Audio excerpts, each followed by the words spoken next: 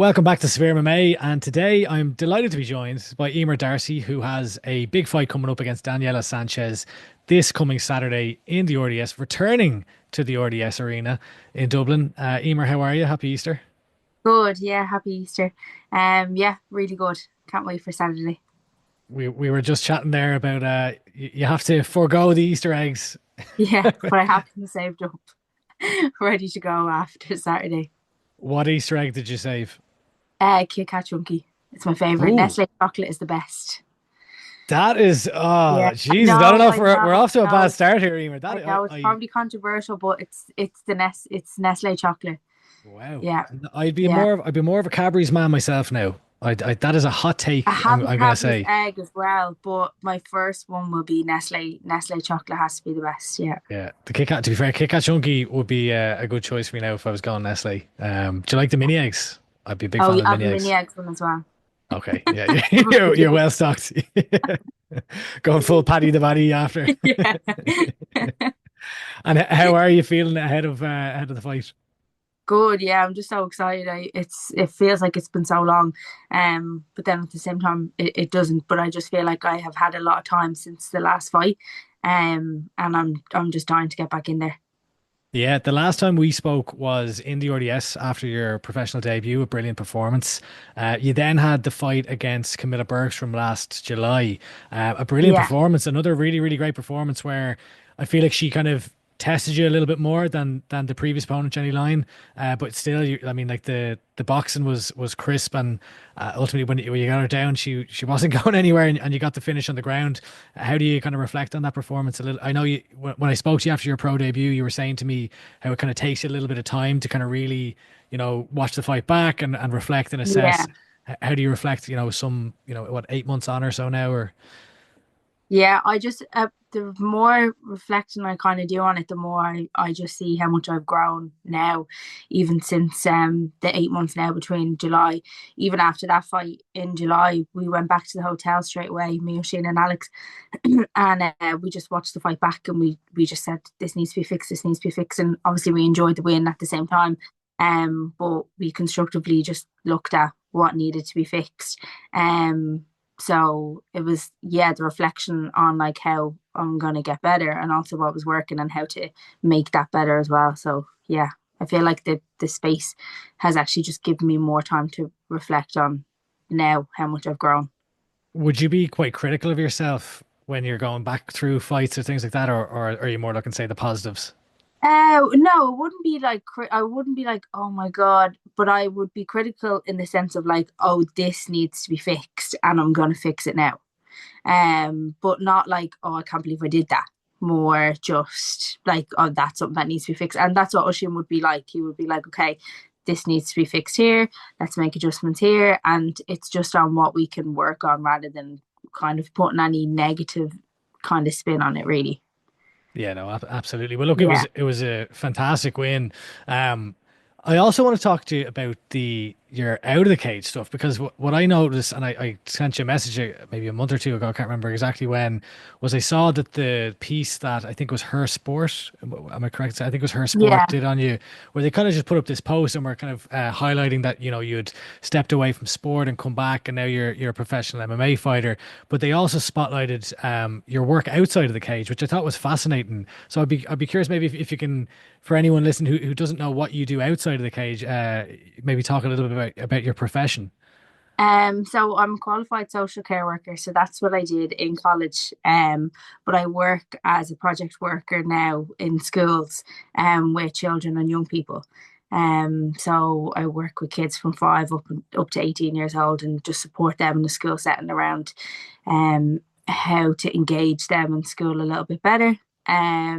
Not in any kind of, it's not always an academic kind of sense, it's maybe more emotional support, could be academic as well. It's honestly it's a mix of everything. I kind of would describe it as maybe for people that don't know, maybe like a youth worker in a school setting, kind of.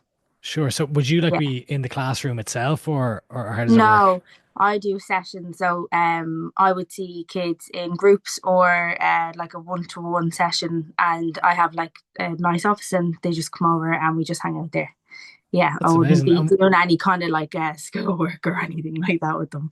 Yeah, what made you go down that path? So I had dropped out of college twice. And then it was the third, it was like after I dropped out the second time, I was kind of thinking, oh, what is it that I want to do?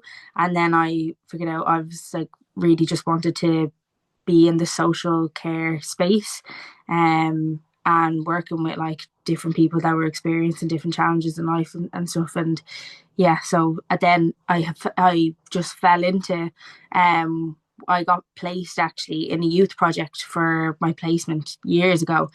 And then I was like, oh, I want to work with young people. And then I was working in the youth project, and then I moved on to working in school completion then after that. That's amazing. I mean, it's so hard to know. I can relate to you. I dropped out of college and then I ended up going back and finishing the original degree in the end. But it's really difficult to know like what you want to Yeah, do in life when you're yeah. 18, 19 years old. Yeah, and I say that to my girls all the time, like because I work in primary schools and secondary school. Sorry, and I just say that to my girls, like you don't have to have it all figured out. And I think it's funny as well that we put this kind of expectation on young people and on kids to like have these things figured out, and even like that we forget to actually almost put this spotlight on adults, because I didn't figure out MMA until I was an adult. So it's like we're like following dreams to like kids and teenagers, but we actually forget that, oh, you could actually just like have a completely new and different dream as an adult and do that if you wanted to. Well, So absolutely. I mean, I suppose like to what you're saying there, like when you were on with us on the L Triangle, there maybe I think it was right after you'd signed with Cage Warriors, and you were kind of saying that you'd no idea that the likes of Aisling Daly and I mm, imagine probably like Leah McCourt, Sinead Kavanagh, Sean Abat, like that these people existed. existed. Yeah, Yeah, yeah, and yeah. like so like what I suppose firstly do you work with is it boys and girls or is it just girls? I mix in it. I work in a primary school where there's boys and girls, and then in my other two schools, it's just girls. Okay, so it's multiple Yeah, schools. it's Gotcha. multiple schools that I work in. Yeah. Gotcha. And do they know, do the kids know that you're a fighter? Yeah. The majority of them would know. Maybe if I've only just recently started working with someone, they might not know. But for the majority was, I do some like stuff with the kids as well. So like in some of my sessions with kids, we do kickboxing, because they just love doing it. And then I'm going to be running a program in one of my primary schools, with the help of Dublin City Council as well, like a introduction to martial arts. So like those kids would know, because I would obviously be explaining to them what it is that I do and why I think it would be good if we do this, and if they'd like to do it. So yeah, the majority of them would know. Plus, I'd be coming in with like bruises and stuff, so I would have to be explaining where they're coming from. Yeah, Yeah. Like there's a reason why I'm yeah, covered in bruises. yeah. And like do they like how do they react or like when they learn that you're a fighter or like do they ask you questions about it or Some of them would. Some of them genuinely have no interest whatsoever. That's grand. They're just not into it. But like some of them would, like the little ones would be asking about it, and they would be like quite curious around like how somebody's hitting you and like that you're not getting hurt and all those different things. So you're really trying to explain the difference between someone trying to hurt you and hit you and doing it as a sport, and you're Mm. trying to explain the importance of those kind of pieces as well, because for the little ones it could be extremely hard for them to kind of understand the concept of that somebody has hit you, but you're trying to explain it in the sense of a sport so that it's okay. But yeah, they're Yeah. tricky conversations sometimes. Yeah, I'd say so. You need a lot of And I'm training like, to have and those. we're in a cage, and Yeah, then they just lock the like, door and no one else is allowed yeah, in. And I'm not allowed out. yeah. That's gas. Where do you feel like you mentioned there about, you not knowing about women in MMA and specifically in Ireland. Um, where do you feel that the sport is at right now as far as women's MMA goes in Ireland? Oh, I think it's at such a like because I didn't know so much about it before. I think now it's at a really big kind of like turning point. Like there's so many more girls competing now, there's so many more girls even just training now. There's so many other people that even just know about the sport in itself, which is deadly. So I think it's at a very, very exciting time now. Because even Yeah, I can see, like when I had first started an amateur, I was very lucky. I've said it before in K1 and in MMA, I didn't really struggle for matches so I was okay, because I think I had maybe not a lot of people. Some people were starting, but then I had some people who had been doing it and just wanted to be super active. So I got a deadly, like, nice mix, whereas some people didn't have the same experience. Whereas I think now you have even more people starting, and then you have even more people that have been doing it for a while that just want to be as active as they can. Do you feel like so? I'm kind of hesitant to ask because like I feel like there's an I'm just gonna give my opinion. I feel like for women in Irish MMA, like the likes of myself and whoever else is like asking you questions in an interview setting, there's often a framing of like women's MMA and like how do you feel about like representing women's MMA and almost like an increased level of responsibility or a Mm. spotlight or push on that compared to the men just because there's fewer women in the sport. Like do you feel that kind of like responsibility or anything like that when it comes to like basically representing women in Ireland? Um, I don't feel like a sense of pressure and responsibility, but I have always had the idea that everything comes with a sense of responsibility. So people need to be very, whether you like it or not, people need to be mindful that there is a sense of responsibility on you for what you are doing. So I think about that across everything. And maybe it ties into the type of work that I do as well. But I would just be very mindful that, yeah, there is people that are looking at me. There's people that see me online. There's people that see me in fights. So there is, yes, a level of responsibility there in that kind of sense of maybe how you are, but in the sense of like there's no negative responsibility. I don't feel a burden of responsibility or anything Hmm. like that either. And I don't think I'm not under the sense that like everyone knows who I am or anything like that either. So I don't feel any massive kind of I don't know, pressure or anything. I don't ever feel pressure outside, but I do think that there is a level of responsibility on everyone, if that Yeah, makes no, sense. that absolutely makes sense, and like especially like we're seeing, I've seen Paul Hughes talk about this more recently lately because he's been around for a long time. He's won Cage Warriors Mm, titles, but now he's getting to this kind of level of fame globally yeah, where he's very conscious. I've heard him speak about being very conscious of how he presents himself and this type of yeah, stuff. So I suppose it's as you go up and as the success breeds the accolades and the attention and the spotlight and yeah. all that. Maybe you kind of have to think about it a little bit more on a larger scale at that point. How do you want to be known, or like what do you want to be known for in the sport? Like, how do you want when people think of you, like, how do you want to kind of present yourself? In the cage or outside of the cage? I I suppose both. In the cage, I want to be known to be one of the best that has ever done it. I want to be known to be somebody who finishes fights, who's well rounded and can finish and win a fight any way and anywhere possible. Um, so that's how I'd like to be known in the cage, and also at the same time inside the cage, doing that in the most respectful way possible as well, if that makes sense. While Yeah. you're also saying you want to finish I mean, fight, that's like but like like, yeah, yeah, like I suppose that's like the martial arts ethos really yeah, is kind of to be a killer in there, but then when it's when the yeah, ref pulls you apart or the bell goes, it's like okay, now it's about respect. yeah. And outside the cage, I would like to be known for the exact same thing, and just yeah, I would like to just be myself. I don't want to be anybody else, and that's what I say with the level of like responsibility. I think we just have a level of responsibility to be ourselves, but knowing that we do need to act in a way that shows certain values and respect. And yeah, that's how. No, I think that's brilliant. Like I personally feel that the sport in Ireland is moving towards a new era at the moment where Yeah. there was one specific focus for a long, long time, and we're Mm-hmm. kind of moving on to the next chapter. So to have people like yourself who are kind of doing good in the community and representing themselves with class, I think is brilliant, especially when you're talking about there, as a young girl, not knowing about these figures in the sport who you can look up to, and now Mm, you have the opportunity to be that for those yeah. those And little girls and boys that are looking up to you in the school yeah, setting too.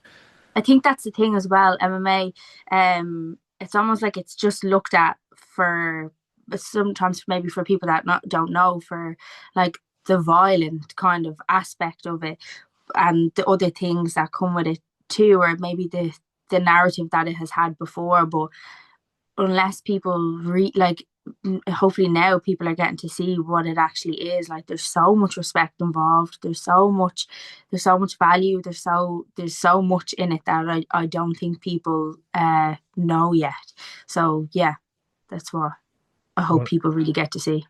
100%. You do have a fight this coming Yeah. weekend against Daniela Sanchez. It's kind of hard to find much on her. I know she's fighting out of Mm, Portugal. I saw she had a good win there. She made her pro debut in 2021, and then she had a gap and came back there last year in July, around the same time as I think your last fight. mm. Um, and had a good win where she took her opponent down, got the back, got a nice choke. Have you looked at all this footage? Have you looked her up, and what do you make of her as an opponent?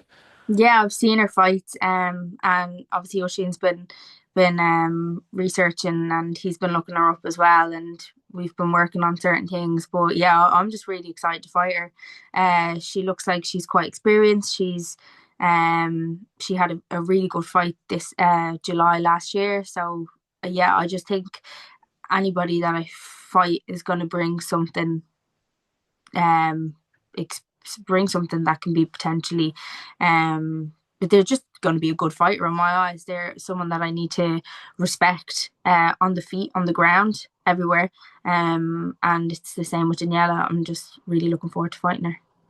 Do you spend a lot of time focusing on your opponent, or like, some fighters really like to game plan, really like to kind of spend a lot of mental focus on their opponents? I know others are Mm. like, no, I really don't want to do that at all, and just want to focus on my, like we talked to Kieran Brady this week in the Out Triangle, and he was like, I don't look at my opponents until really close to time because he gets really like he openly admits he gets really nervous and doesn't want Yeah. to be thinking about them too far out. Where do you kind of sit on that spectrum, I guess? So like I probably sound a bit mad, but I like thinking about them. Like I cycle everywhere, so I would go as far as pretending they're like in front of me on a bike, and I'll cycle past a person, and I will have bet them in so many different scenarios, inside and outside the cage, in my head, over and over again. It's constantly me winning. Yeah. So You're yeah. there doing the grocery shopping, trying to unpack the bags quicker Yeah, than fast. Getting ahead of people in Tesco. They're like, oh, she must have a fight coming up. She always does this. But no, I would, yeah, like, and then I would very much focus. I know that for me to win, I need to focus on exactly what I'm going to do. So there's no point in me living in the land of, what if she does this, what if she does that, what if she does this. I will have an answer for everything because I have trained to have those answers. But I would not go so much into my head that I would kind of be worrying or anything like that, but just that I'm prepared for everything. obviously your first two professional fights. You had many fights that where you had to go to many different areas, I suppose, and like decisions and finishes and all the rest of amateur. But your first two pro fights have been quick finishes, Mhm. primarily on the feet, using your striking. Is there anything that you like when you look at your next number of fights? Like, are you happy to be like, yeah, if they just keep going that way, that's perfect? Or would you prefer to be like, going the 15 minutes, or going to the ground and grappling, or how do you see that? Look, if the plan would like I just follow the plan, and I think the plan will bring me to where it is that I need to be. And if they're first round finishes, I'm not going to complain about first round finish. They're nice to have. Um but if for some reason it went to the ground, I'm prepared on the ground. If for some reason it went to the cage, I'm prepared on the cage. Um I don't have any preference. My preference is for me to win. But all I know, my hands are heavier than July, and my technique is better. And yeah, I feel that the the plan that's been working is going to keep doing its job. If it Yeah. ain't broke, don't fix it. Yeah. For a long time, or for a period of time, Cage Warriors did not have women's fights. Not out of like a decision or anything. There was a period where we just didn't see women fighting in Cage Warriors, and I think a really positive change in the last one is there's been an influx of women fighting in the promotion. Kennedy Freeman recently won the bantamweight championship, and I'm wondering now that like that is the trend, I suppose, that has come into Cage Warriors again as of recent years. Are you eyeing up a belt in the promotion? Yeah, absolutely. Um, After this fight, the plan is 3-0. And I would love the opportunity to fight for the belt next. I feel like I'm ready. I want to keep going in the direction that I am. I love fighting with Cage Warriors as well. And I feel that I'm ready to fight for the flyweight title. So that's hopefully the opportunity that I'll get after this fight. Have you been chatting with Ian Dean or Graham Boylan about it? I've let them know that I'm interested. Yeah. Yeah. I mean, if like Jesus, if you keep on putting on the performances that you're putting on, I don't see how they can deny you. Is there anyone like out there that you would see as a worthy adversary, I suppose, for a title fight like that? I this is where I don't know anyone really. Like, not that I don't know anyone that would be worthy. I just wouldn't be super aware of maybe who's out there, who's active, records. I just leave it to the matchmakers, and I know that they will pick um somebody that they feel is the best fit for that kind of fight. And O'Sheen as well as my coach. I just trust in their decisions with all that. No, 100%. I mean, I don't Yeah. blame you. Even like we're in theory looking at MMA all the time and like different fighters and stuff. And like Yeah. I was like Daniela Sanches. I'll have to give her a Google. I don't know who she is. And um, you also spoke to us on that episode of the El Triangle that I referenced previously, which was about a year ago now, that you had a 2 year plan to get to the UFC. We're, I think, a year into that now. Is that still the plan? Is that do you have a timeline in mind still for the UFC? I'd love to get to the USC by the end of the year, start of next year. Like if I get an opportunity to fight for the belt next, that's vacant. Um, Flyweight Cage Warriors champion. And then I'd like to start putting myself out there for the UFC. The Contender Series obviously rolls around, but it's typically in the summertime, like that kind of match early summer, and then it's August primarily is when it runs. Do you feel like that's a little bit soon, or like if you're talking about wanting a title fight next, Mm-hmm. um, like would you let's say if that opportunity came up for this year, would you jump at that, or would you prefer to get that title first and then go? Um, I'd have to just again, I would just be talking to O'Sheen about Yeah. what the best, what the best path really is for me to go on. I would love to get the Cage Warriors title and go directly into the UFC. Um, yeah, just directly in there. Yeah, I mean, and you've got a great, I suppose, friend and training partner. I see you training with Shauna a lot. Yeah, She's obviously having brilliant success at the moment, and coming off that incredible armbar win yeah, in the UFC. I imagine it's got to be helpful, right, to have someone where you see they've taken this path regionally and then made the jump, and are now, they're there, they're doing the yeah. thing in the UFC. That's got to be very helpful for you. Yeah, exactly. Like, and like, if we can see that something can be done, it's not this like up in the air thing. It's like we have proof and evidence that this is what can happen. If you work hard and if you follow your plan, and you know that these are opportunities that are out there for you, and like that, Sean has shown us that that is something that is available for us here in Ireland, which is deadly. Yeah. And she's been a massive support and a great friend to me. So yeah, it's been great. Two more questions. I'll ask for the age-old fight prediction. How do you see it going on Saturday night against Daniela Sanchez? Me get my hand raised. Good answer. Last one. What message would you have to maybe the little girls out there who didn't, like the likes of yourself, maybe back in the day, who didn't know that something like this was possible? What would your message be to the little girls who are, I suppose, watching your career from afar at today? Um, Find a coach that you trust and just keep going. That as much as you think you might have doubts, and you'll think, oh, what if this doesn't work? What if that doesn't work? That you just need to get out of your head and get stuck into whatever type of training, whatever type of sport that it is that you're doing, and just keep going, just keep training, just keep working hard. Eimear, I really appreciate the time today. All the best this coming weekend, Saturday. Cage Wars 188 in the RDS, I believe. There are tickets available, but I think I've also heard it's veering towards the sellout. So Yeah. act quick if you are, but if not, it'll be on UFC Fight Pass. And yeah, looking forward to being there, watching it, and hopefully we'll chat to you again after the fact for a post fight win interview. But really appreciate the time, and well done on everything that you're doing inside and out of the cage, because I think it's a brilliant representation of the sport in Ireland, and we need more of it. So well done. Thank you. Thanks so much for having me on.